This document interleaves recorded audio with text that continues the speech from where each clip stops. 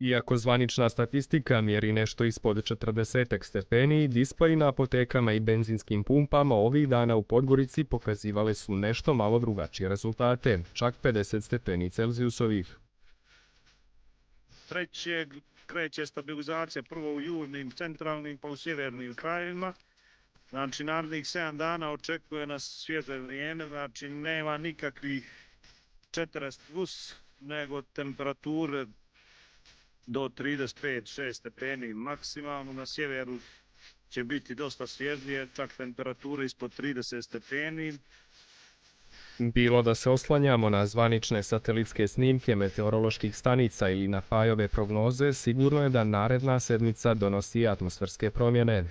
Čuvam sad, tamo negdje oko 13. jula da malo temperature počne, jer tada očekujemo i jedno povećanje, možda je jedan talas, pošto je bilo dosta tih temperatura, ali ne smijemo zaboraviti da je ovo već sredina jula i sredina ljeta.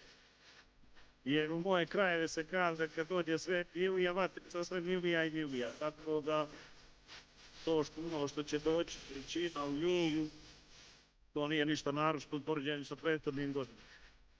Već znamo, avgust na sjever nam donosi hladnije vrijeme, hladnije noći i temperature koje ne mogu preći 31-2 stepena.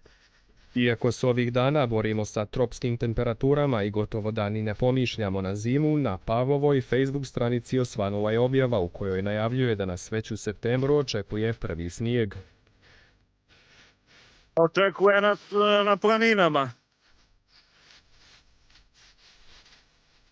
Na planinama centralne regije, od Durmitora, Sinjevine, Vojnika do Prokletija.